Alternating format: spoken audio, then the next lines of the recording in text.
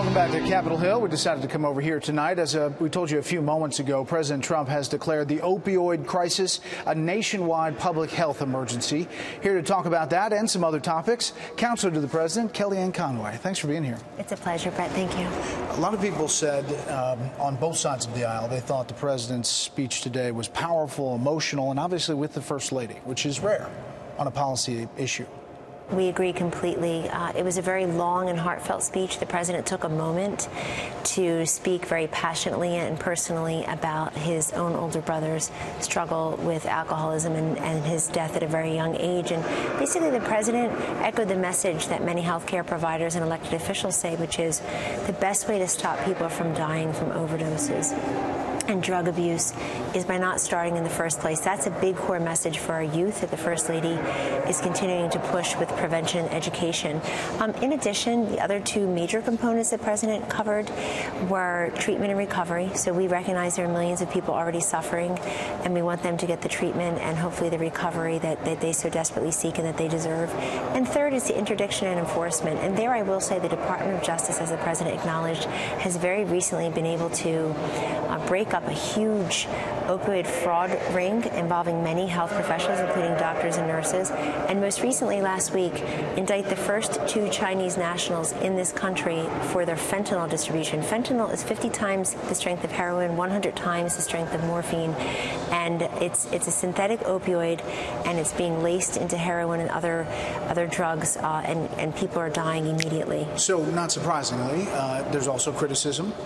Some people saying the president doesn't have a full grasp of how significant the problem is. Representative Ryan from Ohio, Democrat, said that. And then here's the House Minority Leader today about the budget. Take a listen. What I would say to the president on that is, show me the money. We all agree that this is a place we have to go. I had the Speaker write me a letter that we would continue to have the funding in the appropriations bill.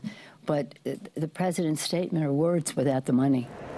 So the budget is $10.8 billion for treatment. It's a 2% increase, $500 million rather, budgeted for by the Obama administration. So the criticism from Democrats that the money is not backing the rhetoric. Let me say two things. First, let me address what you said about Representative Ryan. It's a very disappointing statement from somebody whose state and whose district is suffering mightily under the drug demand and opioid crisis. We're trying to help his constituents. We hope he'll come along. This president has a very deep grasp of all the disparate and complex moving parts that attend to this crisis. We didn't get here overnight, Brett, but last year we lost 64,000 of our brothers and sisters in this country to drug overdose. That's up from 52,000 just the year before.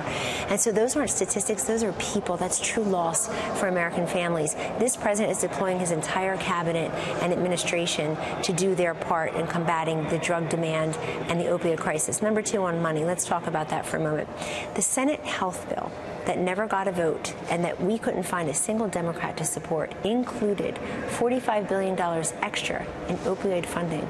And it also included what the president referred to today as the IMD waiver. So this essentially means larger scale health facilities that have more than 16 beds have a difficult time getting Medicaid reimbursement for in-facility treatment. So many health professionals say in-facility treatment is very appropriate for some patients who are struggling, and that if you get your 17th bed, it's very difficult to get Medicaid reimbursement. So we couldn't get a single Democrat to do that.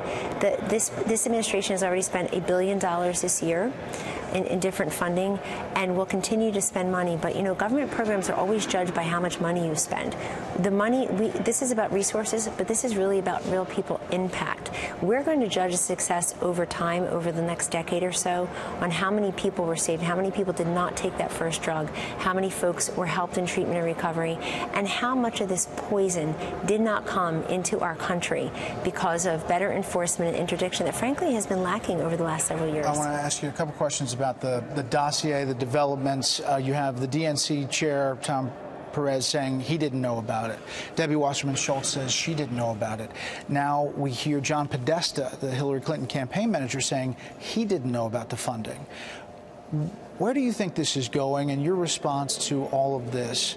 There are many criticizing, saying this is just a diversion, but there are real substantive changes in the story. That's right. It really has turned around. The president made that clear yesterday. He's been saying that for a while. He's right yet again.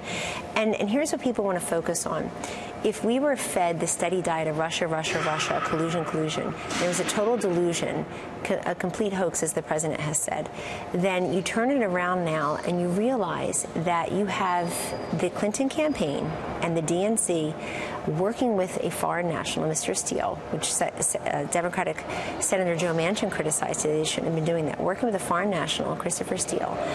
And Russia is involved somehow, but what people need to know is you draw a straight line between two things. One is the Obama administration looked the other way when Russian interests were trying to get a foothold here during Hillary Clinton's tenure at the State Department. That was in one or two articles. The other thing to look at is Bill Clinton gave a very, very expensive speech in Russia, and soon thereafter, Hillary Clinton was sitting on the board of a group that she had decision-making power, a group that allowed, had jurisdiction over who would get uranium rights, and 20% of those went to a Russian interest. This is very easy to connect the dots for Americans to understand.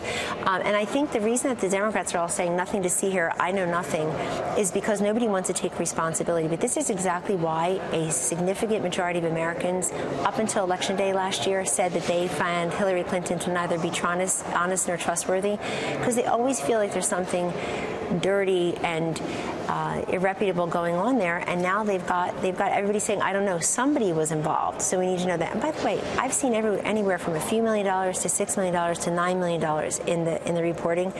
Whatever the figure ends up being, the last time a party spent several $1 million and couldn't figure out whether or not they paid a foreign national to dig up dirt on their opponent, that just doesn't happen. That's not going to pass the smell test for many Americans, but we'll let the investigators do their job. We just find it to be curious and ironic. We'll follow it all. Kellyanne, thanks for coming up here tonight. Thank you.